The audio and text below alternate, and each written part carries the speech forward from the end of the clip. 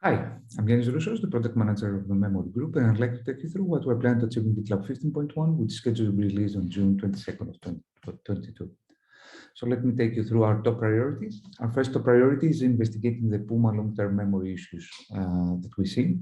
So Puma is the web server that GitLab uses. So we have noticed that Puma can see climbing memory usage in production of GitLab.com over a period of days. So let me zoom in. So here in blue, you can see the average memory that our Puma fleet, our Puma servers use, and you can see it going up, and whenever we make a deployment, it goes back down and up and down.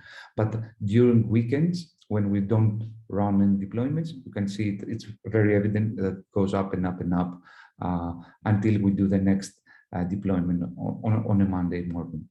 In contrast, you can see in yellow, it's the average memory of the Sidekick fleet. So Sidekick is the way we run background jobs.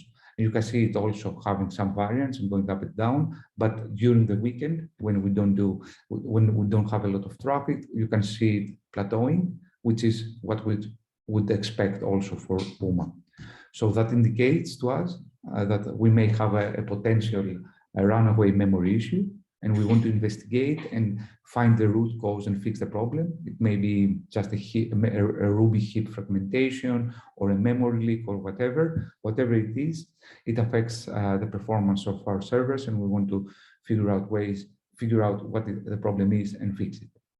This is also very important for self-managed instances, because we are getting the reports from self-managed instances that the Puma memory killer frequently kills the Puma processes due to too much memory, which causes throughput issues.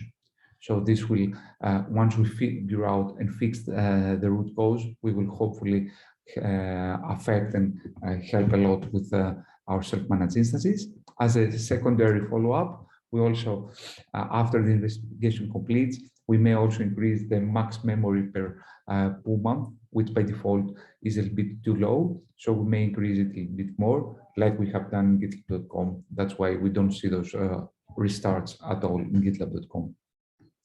Our second priority is upgrading the supported Ruby version to 3.0.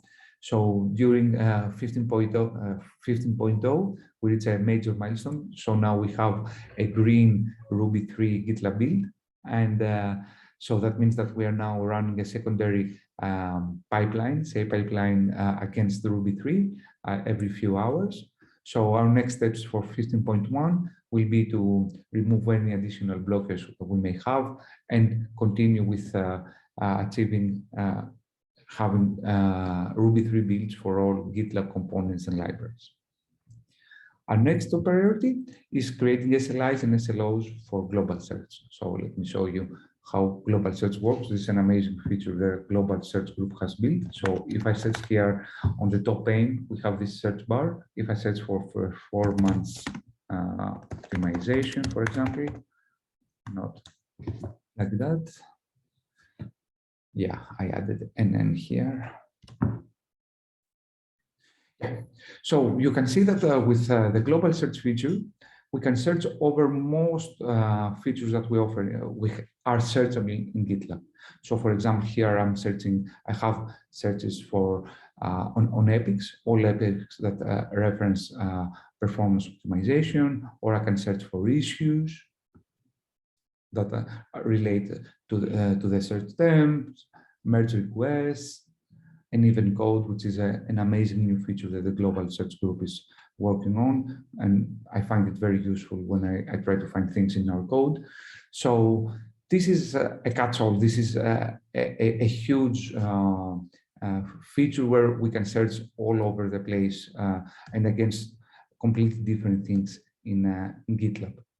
So what's the problem here? So as you can see, as I move around, those things are completely different. So for example, on epics, we go and search on Postgres on our running queries on our Postgres SQL. While on issues, we may use our Postgres SQL, or if advanced search, which is a premium GitLab feature, is enabled, we use the Elasticsearch indexes that we have either on GitLab.com or on a self-managed instance. And the same is true for other features like searching through codes or even commits, where you can go through an Elasticsearch index or directly contact Gitly and to search through the commits in Git. So the implementation of all those different tabs is completely different, and the characteristics are also different. So it's because it's different searching through epics than searching through code, for example. The problem is that, as you can see up here, we're using the same endpoint. So all those things are running, are sending requests to /search. If I go here, it's also /search. And what changes is the scope. So depending on the scope, we are doing something completely different. And at the moment, because we're using a single endpoint, the metrics that we have, the SLIs, so the way that we gather and track our performance and error metrics are reported back to us in aggregate. So all those features together are grouped in aggregate together. So the global search group cannot dive in and see performance issues or other problems that are related to a specific type of search, for example, issues versus merge requests, or a specific technology. Like, for example, it's fast when we use Elasticsearch, it's not as fast when we use PostgreSQL, etc. So what we want to do here is to add custom SLIs that will help us differentiate between all those different scopes and track the problems and provide the visibility to the global search group to allow them to dive into the different problems they may have on their implementations, and hopefully going forward in a few milestones from now, be able to solve a lot more problems with respect to the performance of how our global search feature works. Finally, our last priority, this is a long-term priority initiative that we are running. We are setting it as a secondary priority due to various capacity constraints. We have this milestone, so we will work on it after we're done with the Puma memory issues, and we have covered that more pressing issue. So on this one is the introduction of the new GitLab metrics exporter, which is written in Golang. It's more than 8 times faster than our existing implementation.